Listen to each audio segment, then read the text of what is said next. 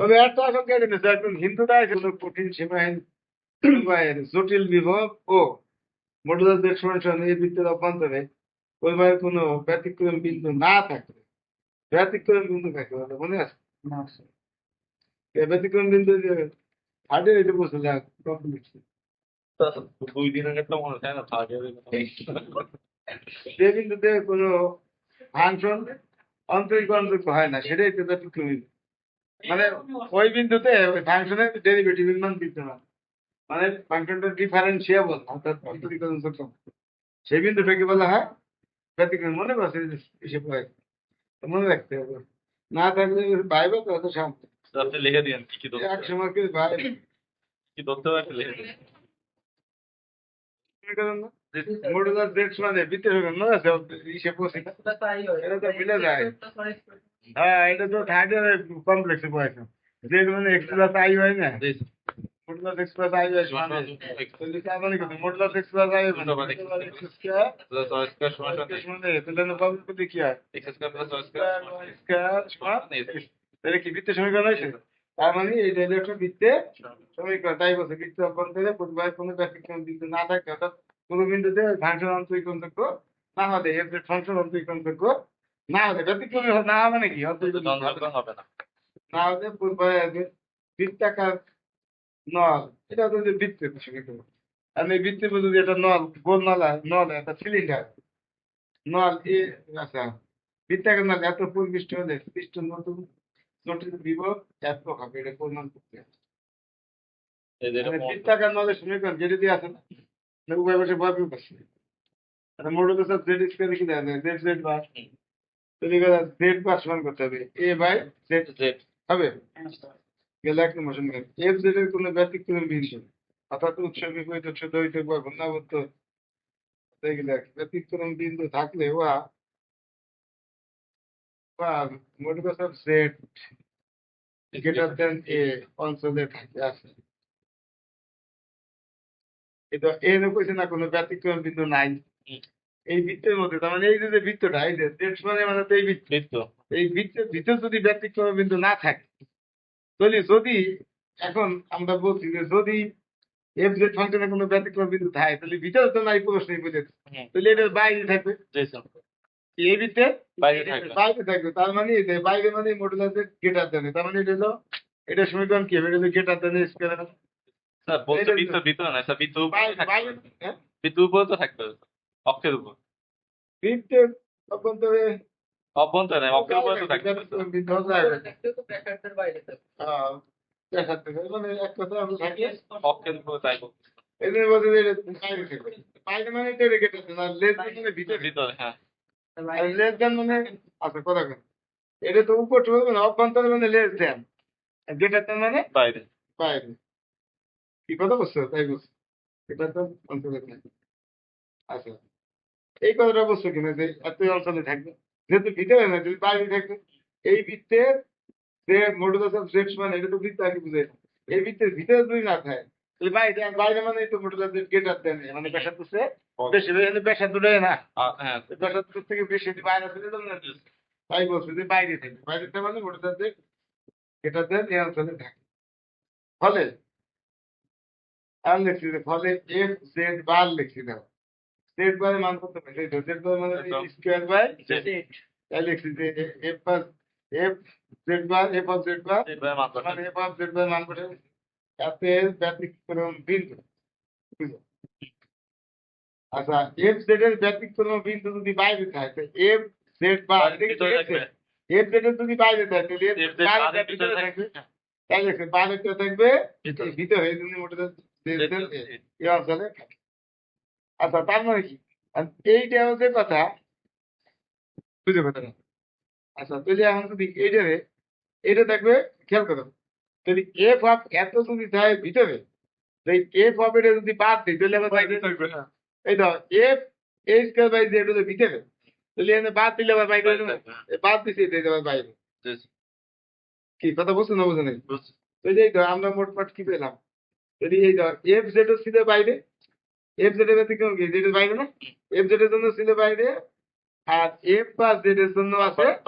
বাইরে না হ্যাঁ বাইরে বাইরে তো জানো বলছো অতএব এফ জেড এবং এফ জেড প্লাস এফ পাবে এইটা বাইরে আর এটা বাইরে এটা বাইরে এই দুটো যোগ ফলে বাইরে তার মানে এইটা এবং এইটা এর একই ব্যতিক্রম বিন্দু এত এর বাইরে মানে যেটা বাইরে অবস্থান চলে এফ জেড এর বাইরে আছে আর এই দুটো যোগ ফলেরটাও বাইরে বাইরে আছে স্যার একটু আগে না আপনি বললেন যে এফজেড বাইরে আছে সুতরাং এফজেড বার ভিতরে তো আছে বাদ তো ভিতরে জেড বাদ তো এই যে জেড বাদ তো ভিতরে এটা তো ভিতরে। জেড বাদ তো ভিতরে তাহলে কোনগুলো বাইরে যাচ্ছে এই এফজেড বারের এফ অফ জেড আর F of Z Z bar মানে তো এইটা এটা এটা এক কথা না হ্যাঁ জেড বার মানবো না। হ্যাঁ আচ্ছা, এইটা যদি তাই ভিতরে এই এই এফ এর কথা বাদ দিচ্ছি কিন্তু বাদ না ও হ্যাঁ হ্যাঁ এটা যদি ভিতরে তো এই এফ এর বাদ বাদ দিলে ওইটা আবার বাইরে বাইরে হবে না হ্যাঁ ঠিক এই তো থাকবে হ্যাঁ কি কথা বলছো হ্যাঁ তাহলে এইটার জন্য বাইরে পাইছি এটার জন্য বাইরে পাইছি এটার জন্য বাইরে পাইছি এটার জন্য বাইরে পাইছি তাহলে এটা বাইরে এটা তো খুলে দেওয়া বাইরে হ্যাঁ রেপ যেটা বাইরে রেপ যেটা প্লাস এটা বাইরে দাও বাইরে এতে বাইরে দেখি কি কথা বলছো এখন দেখছি বৃত্তাকার নাল এত যে কোনো বিন্দু এটা মনে হয় পছন্দ তাই না এটা মডুলাস কিন্তু হয়ে হবে এটা উভয় পাশে মডুলাস কি হয় এটা উভয় পাশে মডুলাস কি হয় মডুলাস অফ সেট এর কথা মডুলাস অফ এ মডুলাস শেষ তো জানে কি হবে এটা দিয়ে আইটা মানে একটু আট মডুলাস তাই না হ্যাঁ আর যদি না জানো তো লিখে ভাবে দিয়ে যায় মডুলাস এটা আইটা মানে কি cos থিটা প্লাস আই এটা হবে মডুলাস এই না তাহলে কি হবে এই এ ইন্টু এন এর মডুলাস কি কত মানে বুঝো না এই বিষয়টা এ cos থিটা আর plus i a i sine a sin theta এটা মডুলাস কি কত x square y square x square মানে কত a square cos square theta আর a square sine sin square theta এর স্কয়ার কমন লিখলে কস কে কত পাস ইনটু 1 না তার মানে কত হয় বুঝছি স্যার বুঝছি তো ওই তার মধ্যে এটা ডাইরেক্টলি লিখে দিতে হবে করে যায় না অত করা লাগবে না এই যে উভয় পাশে মডুলাস দিতে এই পাশে হবে এই টু এই বাইরে নিয়ে এসে মডুলাস বিস্তার করে আই যেটা তো আর এটা এটার মানে 1 দেখা যায় ইনটু 1 সমান সমান এ দেখছো তার মানে এইটা যদি মডুলাস দেয় তুমি এইটা আসে এটা উভয় পাশে মডুলাস দিলে বাম পাশে মডুলাস দিলে আর এখানে মডুলাস দিয়ে মানে তে আর এটা মডুলাস আই যেটা মানে 1 এটা হবে কথা বুঝছো এটা এটা যদি যে কোনো বিন্দু এটা এইভাবে লেখা এখন জানতে হবে জেড বার ওই যে জেড বার মান দেখে এখন জেড বার কত a স্কয়ার বাই জেড নাকি a স্কয়ার বাই জেড এর মান কত হয়েছে a to the power i theta তাহলে a দ্বারা a স্কয়ার কাট দিয়ে থাকলে e two the power i theta i theta উপরে নিয়ে যেতে মাইনাস i থিটা আরে e two the power i theta এইবার এখন দেখছি আমরা লোক দুশ্মন আমরা করতে f z প্লাস f বার লোক দুশ্মনটা আমরা জানি কত f z প্লাস f বার z জেড বার তো f বার z বার z বারের মান নিতে তাই তো মানে f অফ z এর মান নিতে বসাই দিচ্ছি a to the power i theta আর f বার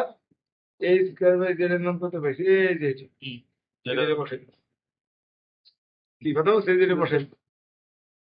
তাহলে এখন এখানে f অফ প্রথমটা যা আছে আছে f বার ও এখন আমরা করছি কি এই তো এই জায়গা কি ছিল মাইনাস ছিল এটা যদি বাদ দিয়ে দিতে প্লাস কি কথা বলছো না বুঝ নাই আচ্ছা আর বাম পাশে যোগ দুশ্মন পিলে যায় 5 প্লাস i এটা আমরা পিছনে অনেক জান দেখছি আর প্রথমটা যা আছে সব ঠিক আছে এই পেবার এটা পেবার বলবা কি কথা বলছো আচ্ছা এখন এত প্লাস এত ওই ধর লিখছি আমরা জানি কি z প্লাস z মানে কি আরে z প্লাস z বার কত x প্লাস i y আর z বার কত হবে x minus i y i y এটা শোনা কত আছে 2x তো 2x বাস্তব অংশ না মানে 2 into real part i x is z bar 2x না মানে বাস্তব x টা কি বাস্তব অংশ মানে বাস্তব two real part of z না যদি এত প্লাস হতে পারে two real part of z বাস্তব না কথা বলছো এখানে যাই মানে বাস্তব হবে না এখন যদি তুমি অবাস্তব সমীকৃত হয় এখানে সাই এবার তো অবাস্তব নাই কি হবে সাই করতে দিন অতএব এত বৃত্তে সাই সমান সমান 0 সাইডে কি চলতে ফাংশন সাইডে ইহা দেখায় যে বৃত্তাকার সীমানা একটি ছোট রেখা যার বাইরে কোনো প্রবাহ নাই মানে কি প্রবাহ তো 0 তাহলে প্রবাহ কি আছে না ছোট ফাংশন সাইডে যদি 0 হয় তার মানে কি প্রবাহ আছে ছোট ফাংশন যদি না থাকে প্রবাহ নাই স্যার এদিকে w সমান সমান f of z plus f bar a square by z এটা কি দেওয়া আছে সেটাতে লিখছি এই জায়গাতে হ্যাঁ এটা লিখছি না এটা বলমানে বলা আছে এটা তো বলমানে বলা আছে যত কি হবে এত কেন লিখছি ঠিক আছে। আচ্ছা তুমি জিরো ব্যালেন্স হতে এখানে আয় তবে এত নতুন করবার জন্য একটা সম্ভাবনা সেখানে এবং এটা কত বিভব হবে ডব্লিউ সমান সমান f of z plus f bar a square by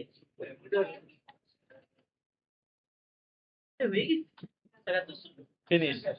Gaya খতম টাটা বাই বাই তাহলে